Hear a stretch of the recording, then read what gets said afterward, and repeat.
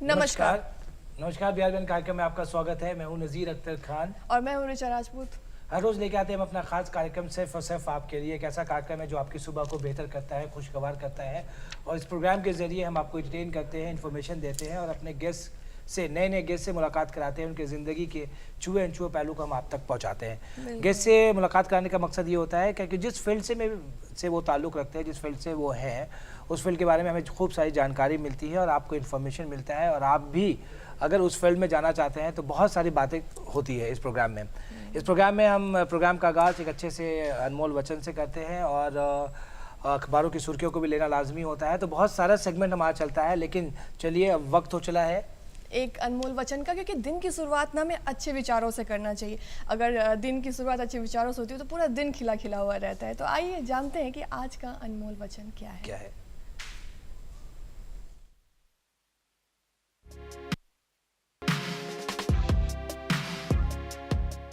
आज बहुत ही important day है, पता है। आज एक ऐसा दिवस है जिससे हम समाज की भी जो कल्पना करते हैं ना, उसको प्रदर्शित करने के लिए जो एक प्लेटफॉर्म होता है, आज वो है। आज विश्व रंगमंच दिवस है। जो हम आज नुक्कड़ नाटक देखते हैं, आज जो हम जितनी भी सारी चीज़ें देखते हैं ना, उसको जो अभिनय के रूप में जो हम प्रसारित करते हैं, आज उसका दिवस। आज बहुत ही इम्पॉर्टेंट डे है, 27 तारीख। ये फिल्म जगत के लिए भी हो, चाहे नाट्य जगत के लिए हो, ये बहुत ही इम्पॉर्टेंट है आज। और इसी बारे में हम बातचीत भी करेंगे, बहुत सारी जानकारियाँ लेंगे कि आखिर क्यों नाटक ही सिर्फ क्यों, रंगमंच क्यों इम्पॉर्टेंट है लोगों के लिए। तो आज हमारे साथ गेस्ट भी वैसे ही मौजूद हैं जिनसे हम बहुत सारी जानकारी लेंगे। और बहुत सारी जो गलत फहमियाँ हैं बच्चों के भी मन में हैं और जो लोग इस फील्ड में हैं उनके भी मन में है, आज उनसे भी हम लोग बहुत सारे सवाल लेंगे।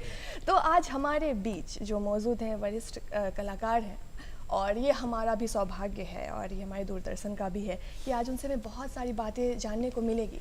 तो हमारे साथ आज हमारे मंच पे जो मौजूद हैं सुमन सर और नीलेश मिश्रा सर, जो कि वरिष्ठ रंगकर्मी हैं। सर बहुत बहुत स्वागत है आप दोनों का हमारे इस कार्यक्रम में। नमस्कार, बहुत स्वागत है हमारे खास कार्यक्रम बिहार बयान में। आप दोनों को भी विश्व रंगमंच की बहुत बहुत शुभकामनाएं। शुक्रिया बहुत शुक्रिया। रंगमंच जो हम कह रहे हैं, रंगमंच दिवस, मतलब क्या बताना चाहेंगे हमारे दर्शकों को इस बारे में? सबसे बड़ी बात यह है कि विश्व रंगमंच दिवस इस साल का थीम क्या है जी, ये आप जानिए कि इस वर्ष का थीम क्या है। Theatre and a culture of peace, रंगमंच और शांति की संस्कृति, ये इस वर्ष का थीम है। विश्व रंगमंच दिवस पहली बार 1961 में अंतर्राष्ट्रीय रंगमंच संस्थान IIT के द्वारा मनाया गया था। इसके बाद ये हर वर्ष 27 मार्च को मनाया जाने लगा। ये हमेशा, ये आज का दिन जो है ना, इसके विश्व रंगमंच दिवस के लिए बहुत ही महत्वपूर्ण दिन है। ये हमारे रंगमंच की कला को बढ़ावा देने के लिए मनाया जाता है। रंगमंच कला के सबसे लोकप्रिय रूपों में से एक है जो संस्कृति को दर्शाता है। ये दिन नाटकों और नाट्य कलाओं में उनकी आवश्यक भूमिका को संरक्षित रखता है एवं उन मुद्दों को सामने लाकर लोगों के बीच सकारात्मकता का जो बढ़ावा देता है, उन्हें लोग जानने की ज़रूरत है। ये सकारात्मक जो बातें होती हैं रंगमंच पर, जो जिसे हम लोग जब परफॉर्म करते हैं तो साकार करते हैं। क्योंकि देखिए, रंगमंच का तो एक ऐसी विधा है, रंगमंच की हूबहू हमारे सामने दर्शक बैठे होते हैं और रीटेक की कोई गुंजाइश होती नहीं है इसमें। बिल्कुल। रीटेक दूरदर्शन में हो सकता है, फिल्मों में होता है, बार बार होता है, लेकिन जब मंच पे एक एक्टर चढ़ जाता है, अपनी कल्पना से जो भी चीज़ें उसने निहित की है अपने अंदर, वो उस पर अपनी विचार रखता है, उसको वो अपने हूबहू निभाने की कोशिश करता है। तो सुमन जी, हम ये कह सकते हैं कि जो भी थिएटर करते हैं उनका जो परफॉर्मेंस होता है वो लाइव परफॉर्मेंस होता है। बिल्कुल बिल्कुल। आप टेक नहीं ले सकते, आप ब्रेक नहीं ले सकते, जो कुछ करना है आपको लाइव करना है। और ये सहयोग मिलता है दर्शकों से। जी, नीलेश भी जानते हैं कि जब दर्शकों की तरफ से एक बार कलाकार को ताली मिल जाती है तो वो कलाकार और भी मतलब अपने अंदर निहित उसके अंदर जो काम है, जो परफॉर्मेंस करने की उसकी क्षमता होती है, उसको बढ़ा चढ़ा के करना चाहता है। तो इसलिए रंगमंच जो है ना, हम ये कह सकते हैं कि रंगमंच में पंचम वेद इसको कहा भी गया है कि सब कुछ है इसमें। इसमें कोरियोग्राफी है, वॉइस लेवल है, डिक्शन है, सब कुछ इसमें निहित है। और जैसे कि रंगमंच पे जब भी हम जाते हैं तो हम पहले जब हम कभी कोई स्क्रिप्ट को पढ़ते हैं या देखते हैं तो मेरी कल्पना उसमें जाती है कि इसको इस प्ले को मैं कैसे डिज़ाइन करूं। और डिज़ाइन करने के पहले बहुत सारी बातें ध्यान में आती हैं कि मंच पे क्या क्या होना चाहिए, प्रॉक्स क्या होना चाहिए, बैकग्राउंड क्या होना चाहिए, रंगमंच की मतलब इसको दिखलाने में जितनी खूबसूरती हम ला सकते हैं वो लाने का हम प्रयास करते हैं। तो इस हिसाब से रंगमंच को हम जीवंतता का एक ऐसा अनमोल धरोहर कह सकते हैं जो हमें जीवित रखने के लिए हमारी प्रेरणा में हमेशा वो जीवित रहता है। तो आप इसको अदरवाइज मतलब हमेशा आप शिक्षित होते हैं। ऐसा नहीं है कि एक बार आपने शिक्षा ग्रहण कर ली तो उसके बाद आपको उस शिक्षा की जरूरत नहीं है। मतलब आप मुकम्मल आपने जानकारी मिल गया, ऐसा कुछ नहीं है। ऐसा कुछ नहीं है, हर दिन नया सीखने। देखिए एक ऐसा बाग है जो कलाकार होता है, एक ऐसे बाग में विचरण करता है कि एक बार अगर आपने बाग में खरपतवार हटा दिया तो वो बाग साफ सुथरा हो गया पहली बार, लेकिन उसको बार बार हटाना पड़ता है। इसलिए हम कहते हैं कि रंगमंच पे जितनी रिहर्सल्स होगी, जितने ज़्यादा परफॉर्मेंसेज होंगे, जितने ज़्यादा आप रिहर्सल में अपने आप को उस कैरेक्टर में ढालेंगे, उस कैरेक्टर में आप जाएंगे। ये बहुत सारी चीज़ें हैं रंगमंच से जुड़ी हुई। बिल्कुल। हम नीलेश्वर सर से आपसे पूछना चाहेंगे कि थिएटर ही क्यों? एक व्यक्ति जो अभिनय करना चाहता है तो उनको सबसे पहले थिएटर से ही क्यों गुजरना पड़ता है? देखिए अभी का जो वक्त है, थिएटर से गुजरना क्यों पड़ता है आपने थिएटर आपको बहुत सारी ऐसी बारीकियां सिखाता है जो फिल्मों में जाने के बाद आप उसको सीखना चाहें भी तो उस आपाधापी में नहीं सीख पाते हैं। जैसे थिएटर आपको डिक्शन सिखाता है, बोलने का जो आर्ट है, कहाँ उतार चढ़ाव होगा, कहाँ क्या होगा, किस तरह से शब्दों को आप शब्दों का ताना बाना बुनेंगे। मंच आपको सिखलाता है कि आप कैसे चलेंगे, आप कैसे उठेंगे, आप कैसे बैठेंगे। आप कैमरे के सामने हैं तो आप 10 बार कह सकते हैं कि हाँ जी तुम जो अभी उठ के खड़े हुए ये सही नहीं उठे। लेकिन जो हमारा रंगमंच है हमारे अभ्यास के माध्यम से ये बताता है कि अगर एक बूढ़े का कैरेक्टर आप कर रहे हैं तो आपको झटके से उठ नहीं जाना है।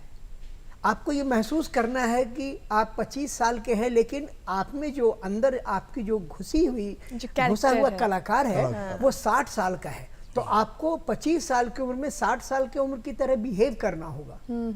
और जब आप बिहेव करेंगे तो नेचुरली जब आप उसमें घुसेंगे तो आप अल्टीमेटली जब उठेंगे तो वो आपको लगेगा कि yes I am an old man. जब आप ये करेंगे तो फिर और ऐसी चीज़ों को करके बड़ा मज़ा आता है। मतलब जो चीजें करते हैं कैरेक्टर वो लोगों को दिखना चाहिए, थिएटर फील आना चाहिए वो सिखलाता है। थिएटर और थिएटर अनुशासन सिखलाता है, सलीका सिखलाता है, बड़े छोटे का भेदभाव ये सिखलाता है कि सीनियर्स की कैसे हमें इज्जत करनी है।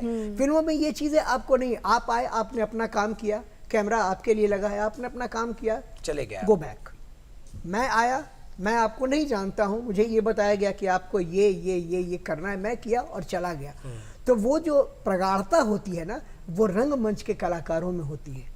ये मैं नहीं कहता कि वो आपस में दुश्मन है, दुश्मन नहीं है, लेकिन उनका मिलना बहुत कम होता है। और हमारा मिलना अगर 1 महीने की रिहर्सल करते हैं तो हर दिन होता है। मतलब कहने का मतलब कि एक जुड़ाव लोगों हो से जाता मिलना, जुड़ाव और परफेक्शन तो वो थिएटर में ही मौजूद बहुत है। जरूरी है। अच्छा, मैं एक चीज़ और जानना चाहूँगा और दर्शकों को खासतौर पे बताना चाहूँगा कि आपका अनुभव एज अ रंगकर्मी 42 वर्ष हो गया। सुमन जी आपका इनका लगभग 60 साल हो गया, 60 या 63 साल हो गया। तो आप लोग इतने सीनियर हो गए रंगमंच करते करते। हम तो आपके अनुभव जानना चाहेंगे सर कि आपने जो चीज़ सीखी है और जो चीज़ें दर्शक आपसे जानेंगे शायद ही कहीं उनको देखने को मिले या सुनने को मिलेगा। तो आपके अनुभव देखिए अभी के लड़कों में हमारी अपेक्षा जिस वक्त हम लोगों ने शुरू किया था, पेशेंस थोड़ा कम है। अभी के समय में ये है कि अभी की जो स्थितियाँ, इस शहर की बात मैं कर रहा हूँ, दूसरे शहरों की तो नहीं, इस शहर की बात कर रहा हूँ। अभी स्थिति ये है कि आपको कलाकार जुटाने पड़ते हैं अपने लिए। आपके पास, मैं मतलब बिल्कुल खुले मन से ये कह रहा हूँ, मैं किसी के ऊपर आक्षेप नहीं लगा रहा हूँ, कोई भी टीम ऐसी नहीं जिसके पास 30-35 के लोग हो जो हर नाटक में उसके काम करें, चाहे वो पर्दे के पीछे करें या मेकअप में करें या फिर म्यूज़िक में करें या फिर एक्ट करें। कहीं ना कहीं से हमको लेना पड़ता है अभी के समय में। और हम लोग अपने समय में कुछ ही ग्रुप्स थे पटना में, तो उनके पास कलाकारों का हुजूम हुआ करता था। अब एक प्ले हम लोगों ने, सुमन भैया तो उस प्ले में थे, इन्होंने अजात शत्रु की भूमिका की थी। रामवेश बेनीपुरी का नाटक है अम्बपाली। और ये अभी भी आपको देखने में इस उम्र में माशाल्लाह बहुत अच्छे खूबसूरत हैं, लेकिन इनको देख के लोग कहता था कि कुरूप व्यक्ति ऐसा भी हो सकता है। पूरे कैरेक्टर में इस तरह से मेकअप इन्होंने किया, करवाया गया था इनका। तो हम बात कर रहे थे कि हाँ भाई देखिए, आपस के मिलने और सबकी बात होती है, तो उसका अभाव हुआ है। अब लोग जो लड़के हैं वो उस तरह से बर्दाश्त नहीं करते हैं। अपने सीनियर्स एक का शब्द था, हमारे डायरेक्टर सतीश आनंद जिन्होंने यहाँ बहुत लंबा वक्त गुजारा, इन लोगों ने साथ काम किया है। तो एक शब्द था जो मुझको बोलने के लिए 12 दिन रिहर्सल करने जाता था। मुझे कहा जाता था कि भाई तुम दीवार की ओर मुंह करके खड़े हो जाओ, तुम रिहर्सल नहीं देखोगे, दीवार की ओर मुंह कर लो और तुम एक शब्द बोलो। और मैं, आप विश्वास करें, 3.5 घंटे वही शब्द बोलता था, अशरफुल मखलूकात, अशरफुल मुलाकात, अशरफुल मखलूकात, मखलूकात। और ये शब्द मुझे नहीं आता था। मैं हिंदी का व्यक्ति, नुक्ता नहीं समझता था कि जेड और जरूरत और जरूरत क्या होती है, मैं नहीं समझता था उस वक्त। और मैं 78 में मैट्रिक पास करके गया था। अच्छा। और वो उस वक्त अम्बपाली कर रहे थे ये लोग। और उसके बाद राजा इडिपस किया, सोफोक्लिस का लिखा प्ले था, ग्रीक प्ले था। और उसमें ऐसे ऐसे शब्द थे ना, वो शब्द मुझे नहीं आते थे। और डायरेक्टर ने मुझे ये कहा कि नहीं, और मैं 12 दिन बोलता रहा। 12वें दिन उन्होंने कहा कि तुमने कंप्लीट किया होमवर्क। वो मेरी ओर देखते ही नहीं थे कि ये क्या कर रहा है। मैं सिर्फ पागलों की तरह अशरफुल मखलूकात, अशरफ। और बीच में उनके कान बड़े तेज थे। बीच में वो देख लेते थे कि यहाँ नुक्ता इसने नहीं लगाया। मैं 12 दिन ये करता रहा। और 12वें दिन अब आप किसी को कहेंगे तो वो कहेगा कि आप बहुत अच्छे डायरेक्टर हैं, बहुत बड़े एक्टर हैं, I am going another place. शब्दों को तराशा है। बिल्कुल सही कहा आपने, नुक्ते का फर्क है। एक नुक्ता से खुदा बंदों से जुदा हो जाता है। नुक्ता अगर ऊपर है तो खुदा, नीचे है तो जुदा। हमको याद है उस वक्त सतीश जी कहते थे हमारे डायरेक्टर के, हाँ आप रोल कर रहे हो या ना कर रहे हो, लेकिन आप उस स्क्रिप्ट को पढ़िए। और कुछ पंक्तियां याद थी, ऐ शहनशाह मेरे मालिक, आज इस मुल्क की जरखेज मिट्टी पे खलिहानों पे आने वाली मासूम जिंदगियों पर मौत का साया गालिब है। आज बीमारी का बहुत खानदान कैडमस के महलों के लोगों की चीखों पुकार से जहन्नुमजार बनाने पे तुला हुआ है। मैं और ये फरियादी आपके हुजूर में इसलिए नहीं आए हैं कि आप एक अजीम इंसान हैं, आप एक अजीम शख्स भी हैं और हमें आपकी ज़रूरत है। अभी इसको बोलने के लिए हम लोग ने 2.5 महीने 3 महीने कि सर एक बार सुन लेते कि हम सही बोल रहे हैं। और अब उन चीज़ों का अभाव मुझे भी खटकता है। आज भी करता हूँ काम, लेकिन इन चीज़ों का अभाव खटकता है। जैसे तुगलक नाटक है, तो तुगलक नाटक में आप अल्फाज के बहुत मायने रखते हैं। हम लोगों में कोई उर्दू का जानकार नहीं, जैसे कि चर्चा हुई कि शानुर रहमान हमारे मित्र थे, तो उनको बुलाया गया, उसमें काम किया। परवेज अख्तर में भी, जावेद अख्तर में, सब ने उसमें काम किया था। लेकिन शान को बुलाया गया और हम लोग जो सीखते थे, जो जहाँ जहाँ नुक्ते की ज़रूरत होती थी, वहाँ अब एक डायलॉग है उसका, तुगलक का एक डायलॉग है, वो सौतेली माँ जो है उसके खिलाफ बगावत कर देती है और लोगों से मिलके उसको मरवाना चाहती है, तुगलक को मरवाना चाहती है। तुगलक की कहानी बड़ी लंबी चौड़ी है, जब आप जानते हैं दिल्ली से दौलताबाद क्या क्या क्या क्या बहुत सारी कहानियां हैं। लेकिन ये बात उसको मालूम हो जाती है और तब वो जो है ना गुस्से में आ जाता है, कहता है कि तू, सौतेली माँ को बुलवाता है और बुलाने के बाद कहता है कि तूने ज़िनाकारी से भी बदतर गुनाह किया है। अच्छा। हुकूमत के कानून में तेरे जैसे मुजरिमों के लिए एक ही शब्द दर्ज है कि तुझे बाजार के बीचों बीच खंबे से बांध दिया जाए और आते जाते लोग मार मार के तुमको खत्म कर दे। तो ये वो गिड़गिड़ाने लगती है, शाही हुक्म दोहराया नहीं जाता, ले जाओ। क्या बात है। वही या ये जो ना जोश है, जोश, जुनून है, जुनून है। और इन नाटकों में जो डायलॉग जुबान पे आ जाते हैं ना, तो फिर उसके बाद फिर खेलने का मजा आता है, मजा मजा खेलने में आता बड़ा है। मजा आता वो जब इंसान आप खुद जितनी में वो रिहर्सल समझने करें, लगता है कि वो है वो कैरेक्टर। हाँ। जितनी ज्यादा आप रिहर्सल करेंगे उतना ही मजा। सबसे पहले तो जुबान पे बिठानी होती है वो चीजें जो हमें कहनी कहनी कहनी है, कहनी है हाँ। वो, और फिर उसके बाद महसूस करना होता है कि हाँ मैं ही वो व्यक्ति हूँ, दूसरा व्यक्ति कहाँ है, मैं ही तो हूँ जो वो राजा हूँ, मैं ही तो हूँ वो जो वो बदमाश हूँ, और तब वो निखर के सामने आता है तो लगता है कि हाँ चलो। और इस इतना तरह के देखिए, हिंदी में जैसे रामवृक्ष बेनीपुरी की चर्चा हुई, जी। अम्बपाली की चर्चा हुई, मैंने अम्बपाली में अजातशत्रु की भूमिका की थी, तो उसका मित्र है अभी विनीत ने उसका मंत्री की भूमिका की थी। सुनीत की कैरेक्टर भूमिका था की थी। वो है। तो वो बोलता है, वो अजातशत्रु बोलता है कि सुनीत, क्या ये नहीं जानते कि सम्राट हमेशा ही सम्राट होता है, और मगध सम्राट की आज्ञा अचल अटल है कि वैशाली पर हमें विजय प्राप्त करनी ही है, आम्रपाली को राजगिरी लाना ही है। सम्राट, क्या ये दर्प की वाणी नहीं है? नहीं। तो इस तरह से हम लोग करते हैं। करते रहे और जी। संवादों के साथ खेलते रहे। जी। सच पूछिए तो जब डायलॉग याद हो जाते हैं, मूवमेंट में आ जाता है, तो शब्द जो है जुबान पर अगर आपके आ गए तो आप शब्दों से खेलते। कहते हैं कि टेलीविजन आपको बहुत फेमस बनाता है, फिल्म आपको बहुत फेमस बनाता है, बहुत पैसे देता है, लेकिन जब थिएटर करते हैं ना, आपको एक बेहतर इंसान भी बनाता है साथ ही साथ। तो आइए हम फिर अपने गेस्ट के पास जाते हैं और उनसे जानते हैं कि क्या ख़ास और है, क्या बारीकियां हैं अभिनय की दुनिया में जो सीखनी ज़रूरी है हम युवाओं को, आगे वाली पीढ़ी को। सर पुनः आपका फिर से स्वागत है। और सर अभी हम लोग जानेंगे कि हम लोग जानना चाहेंगे आपसे कि आखिर क्या बारीकियां हैं जो छूटती जा रही हैं इस भागदौड़ भरी ज़िंदगी में युवाओं से, कि वो बहुत जल्दी में है, उनको लगता है तुरंत फेम मिल जाए, तुरंत पैसा मिल जाए, बहुत चुटकी में सब कुछ हो जाए। तो कहाँ बारीकियां छूट रही है, कहाँ पे उनका संघर्ष छूट रहा है? वो छोड़ते क्या है, वो इस चक्कर में लगे रहते हैं कि कुछ मिल जाए, एक आध नाटक कर लें और उसके बाद हम जो है फिल्मों में चले जाएं, फिर टीवी पे चले जाएं। तो ये जो इनके अंदर जो बहुत ज़्यादा इस तरह का पैशन है, वो खराब करता है जिसको क्योंकि पैशन, वो सीखते नहीं है। जब तक आप सीखेंगे नहीं, जब तक आपके तलफ़ुज़, डिक्शन सब सही नहीं होंगे, उच्चारण दोष आप में रहेगा, तब तक आप नहीं सीख पाइएगा। इसीलिए हम कहते हैं कि प्रशिक्षण जो है ना, नेता के लिए है। नेता, ये जो हम अभिनेता है उसके लिए है, प्रशिक्षण बहुत जरूरी है। अभिनेता बनाया नहीं जा सकता, वो तो होता है।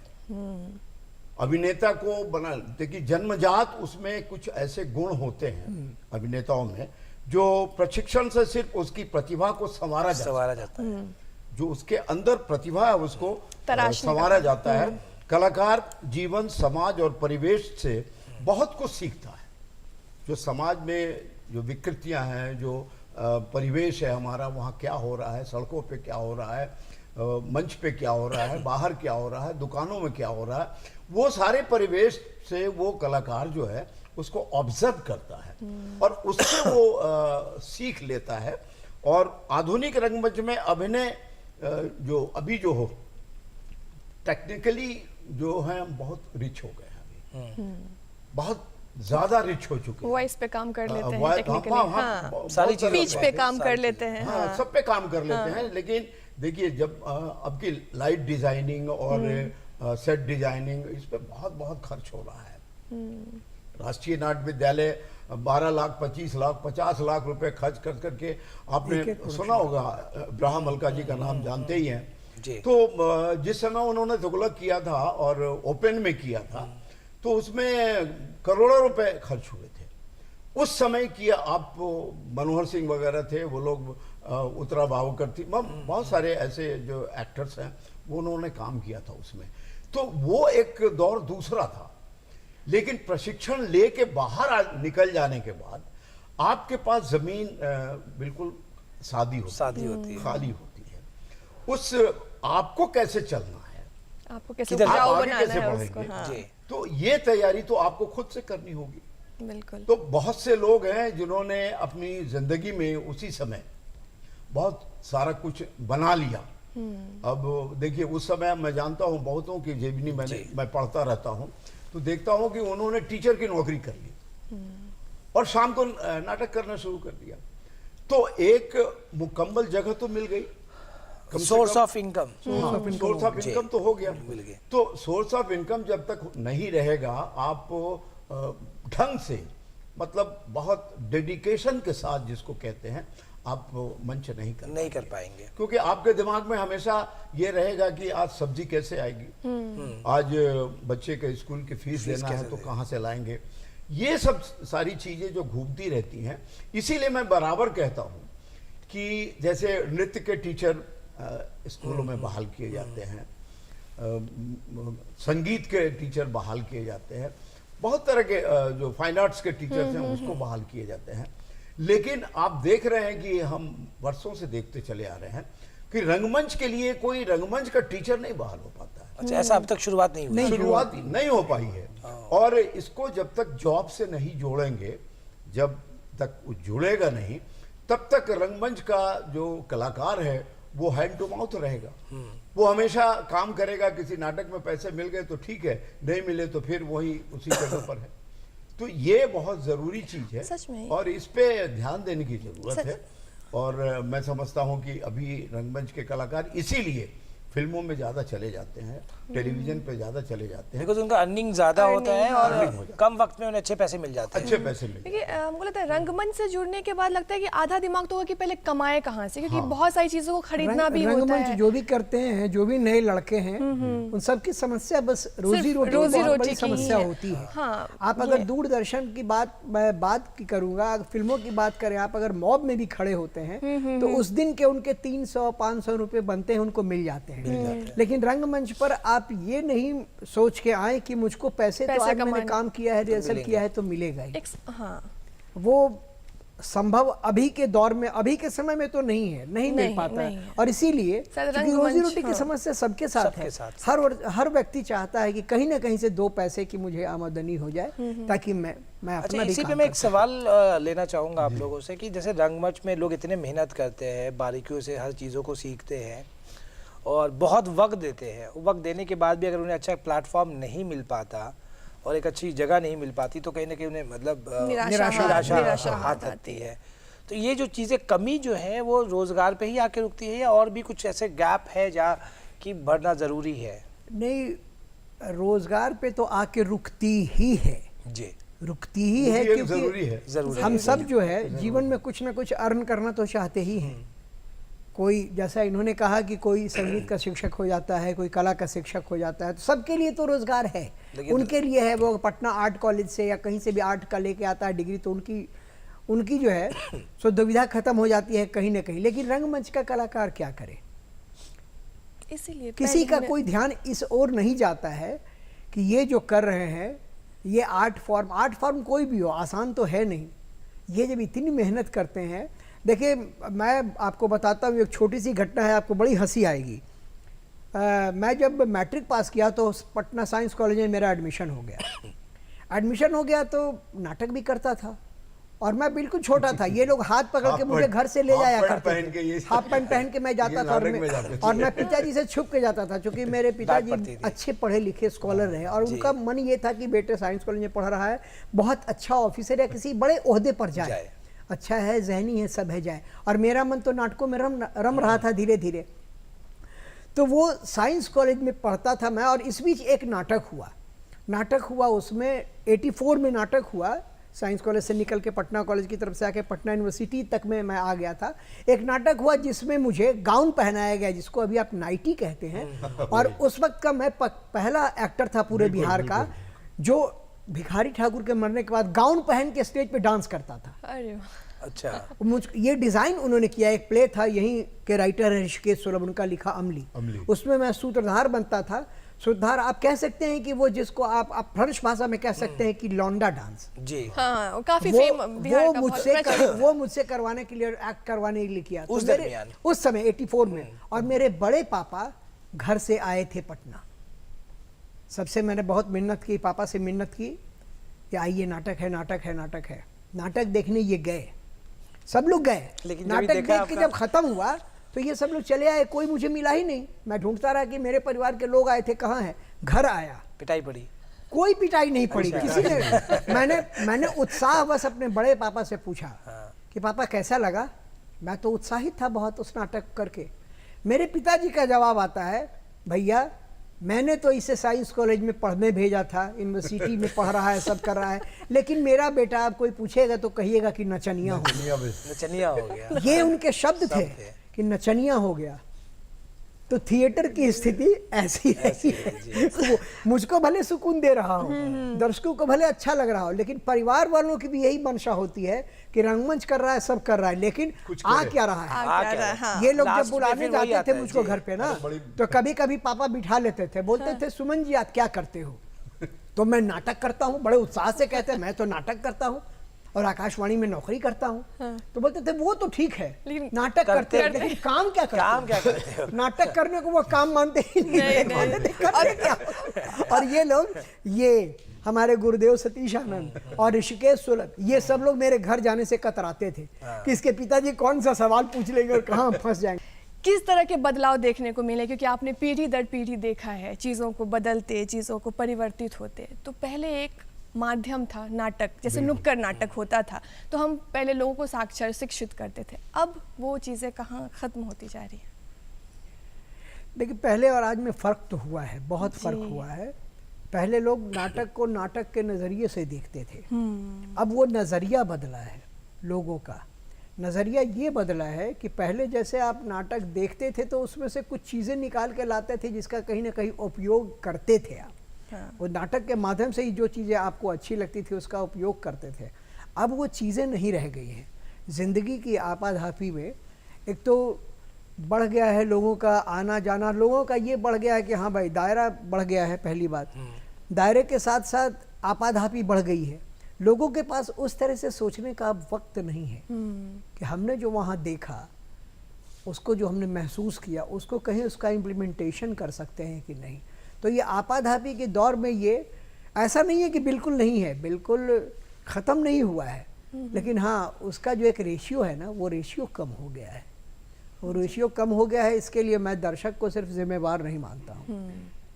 जिम्मेवारी हमारी भी बनती है, चूँकि हम थिएटर करते हैं तो उसकी जिम्मेवारियों से भाग नहीं सकते। नहीं सकते। कहीं ना कहीं हम में भी कुछ ना कुछ ऐसा है जिसकी वजह से पूर्ण रूप से वो सारा कुछ हमारा लेके नहीं जाते हैं।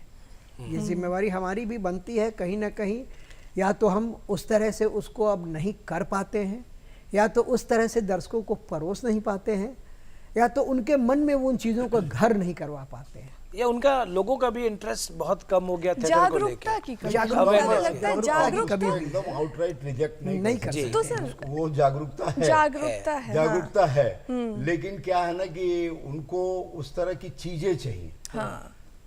जब आप अच्छी चीज परोस रहे होते हैं तो हमने कहा ना कि तुरंत आपको तालियां मिलती हैं और लोग अप्रिशिएट करते हैं। तो समाज में जो अभी कई तरह के हैं, आप देख रहे हैं, चाहे भिखारी ठाकुर ने बेटी बेचवा नाटक लिखा, बहुत सारी चीजें लिखी उन्होंने, उस दौर की चीजें थी।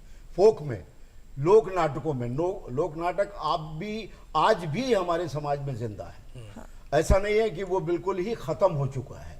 लोक नाटक है, लोक तत्व हैं, गांव के लोग हैं, गांव के लोग बैठ के कीर्तन करते हैं, बहुत जिनको जो आता है वो करते रहते हैं। इसलिए मैं ये कहता हूं कि अभिनय, अभिनेता और प्रशिक्षण, ये तीन चीज जो है बहुत जरूरी है अभिनय के लिए। अभिनय, अभिनेता के लिए और प्रशिक्षण। जब तक देखिए बहुत ज्यादा वर्कशॉप्स होते हैं, कार्यशालाएं होती हैं, 1 महीने की कार्यशाला होती है, प्रोडक्शन ओरिएंटेड कार्यशाला होती है, उस पर काफी खर्च होता है और 30 लड़के लड़कियों को लेके वो कार्यशाला तैयार की, उसमें प्रशिक्षण दिया। अब 30 दिन काम करने के बाद 31वें दिन आप उसका प्रदर्शन करते हैं।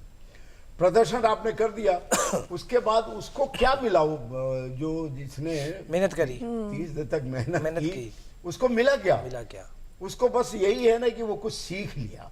हाँ, डिक्शन सीख लिया, भाषा सीख ली, बोलने का अंदाज सीख लिया, और इस तरह का उदाहरण मैं आपको एक दे सकता हूं कि हम लोग एक नाटक कर रहे थे बहुत पहले, नीलेश को भी याद होगा, खामोश अदालत जारी है। जी। तो हम लोग के मित्र थे, खामोश अदालत जारी है, उसमें एक कैरेक्टर जो कर रहा था उसमें गंवई आदमी था, और वो आदमी उस दिन नाटक कर रहा था, और इत्तेफाक से जो पुलिस विभाग के लोग थे वो लोग उस नाटक को देखने आए।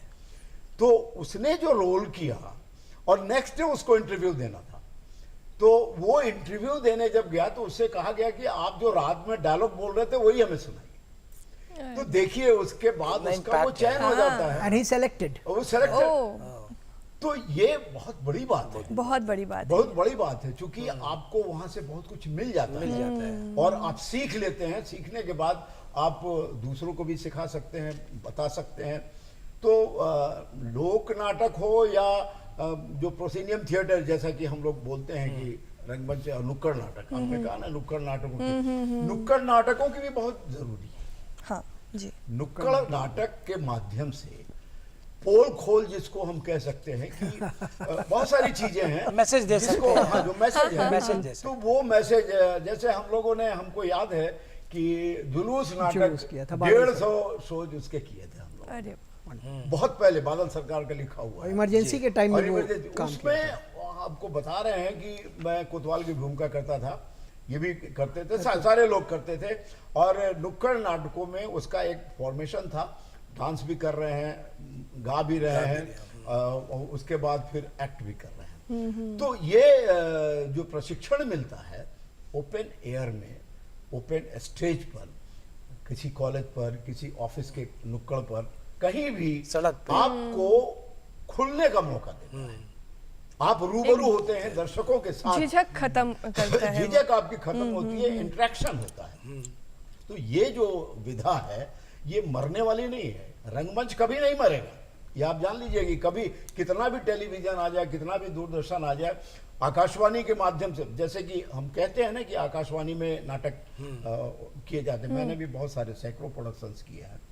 तो आकाशवाणी में क्या है कि आप वॉइस के लेवल पर खेलते हैं, और उस लेवल पे खेलने से, चूंकि आपकी कानों में जो ध्वनि जा रही है, अगर जंगल की ध्वनि देनी है तो इफेक्ट डालना, हाँ। राजा की भूमिका कोई कर रहा है तो राजा के लिए क्या क्या प्रॉप्स होने चाहिए, क्या क्या इफेक्ट होना चाहिए, कैसे वो चल रहा है। जैसे अभी अभी मैंने रावण किया है, तो रावण कैसे बोल रहा है, क्या सोचता होगा, क्या उसके अंदर में उसकी बातें निहित होती हैं।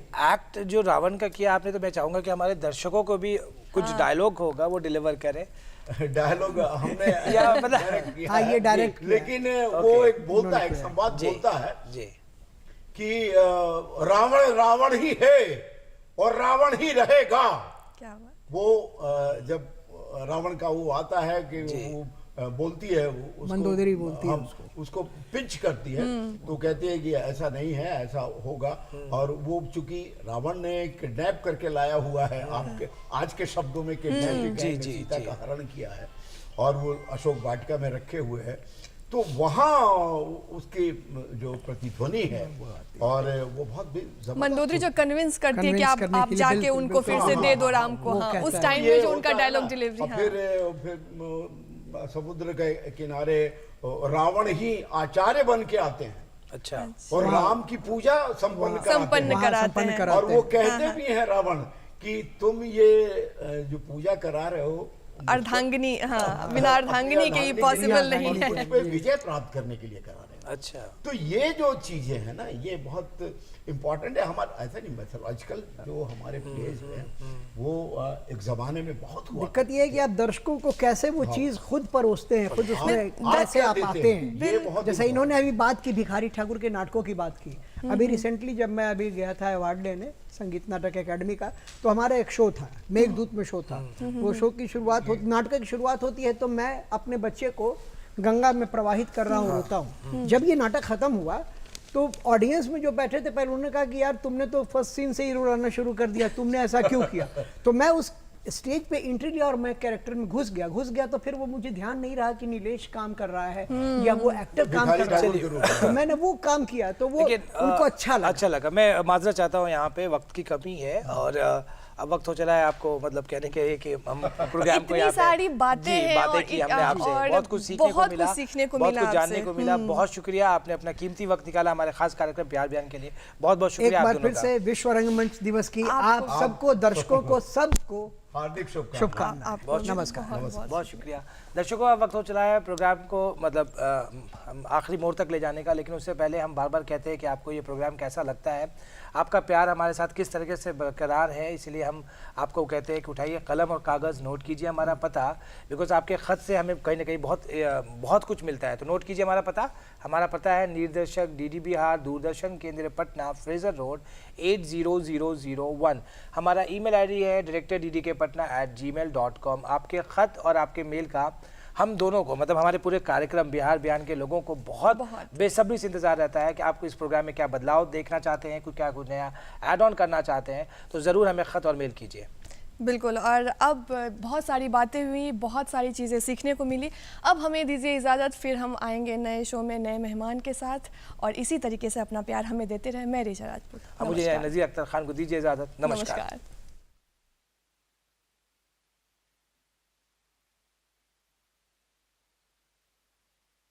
संकल्प लिया था कई दिल आह्वान जन जन से किया है, आदत बदलो बदलेगा देश, सबसे पहले मन स्वच्छ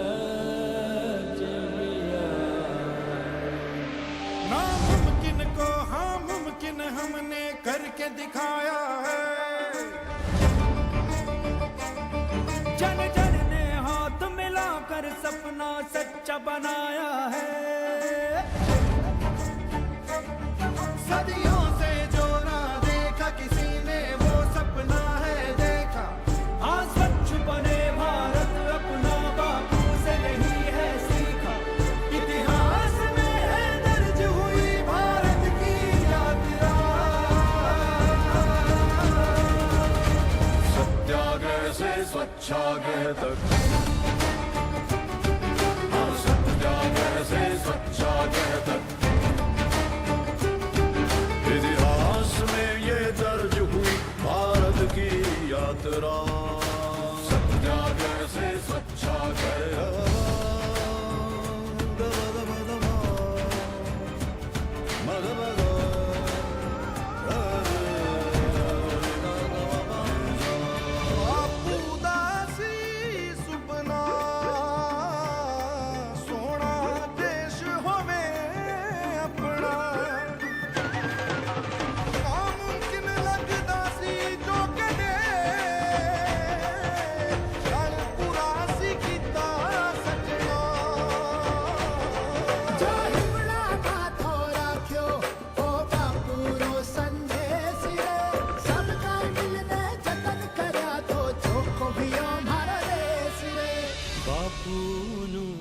સપનું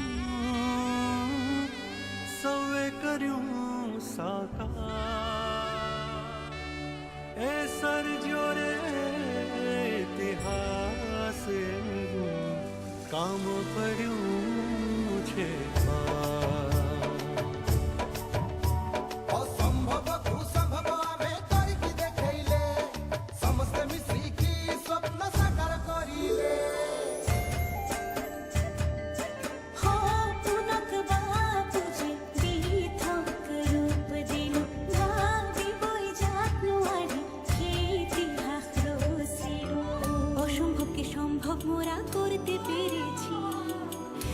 ধরে স্বপ্ন দেখো সাকার করেছি यहाँ तक आ पहुँचे हैं अब हमें और आगे जाना स्वच्छता के धर्म को जीवन में अपनाना स्वच्छता ही सेहत है अब सेहत को घर लाना स्वच्छता संदेश देश की हमें जोत से जोत जलाना सत्याग्रह से स्वच्छाग्रह मुड़ियानदे मुड़िंददे देश तटयिन कनव बलितदे कईयोड़ कई नैंददे पुदिय सरित्तिरम पडैतदे इंडिया तूय्मय्यानदे स्वच्छमैंदि मन भारत देशम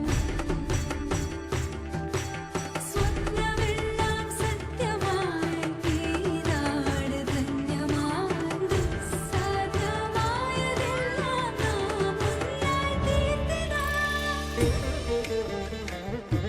ಅಸಾಧ್ಯವನ್ನು ಸಾಧಿಸಿ ನಾವು ತೋರಿಸಿದ್ದೇವೆ ಇತಿಹಾಸವನ್ನು ನಿರ್ಮಿಸಿದೆ ಭಾರತದ ಯಾತ್ರೆ ಸತ್ಯಾಗ್ರಹದಿಂದ ಸ್ವಚ್ಛಗೃಹದವರೆಗೆ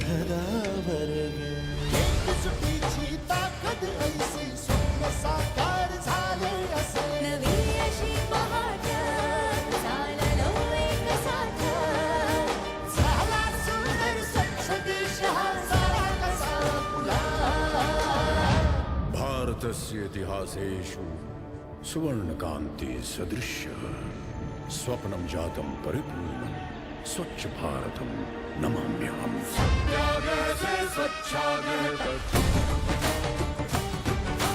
सत्याग्रह से स्वच्छाग्रह तक बापू संतोष हो सपन सत्याग्रह से स्वच्छाग्रह तक साफ हो आए भारत अपना सत्याग्रह से स्वच्छाग्रह तक भारत मुझो साफ कियो सत्याग्रह से स्वच्छाग्रह तक रचनी हम इतिहास के सत्याग्रह से स्वच्छाग्रह तक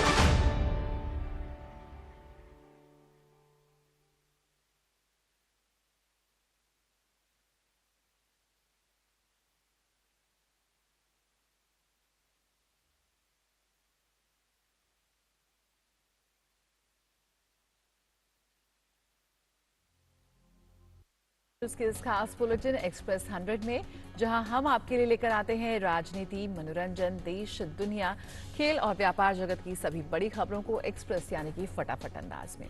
मैं हूं जया सिन्हा, तो आइए देखते हैं खबरें तेज रफ्तार से।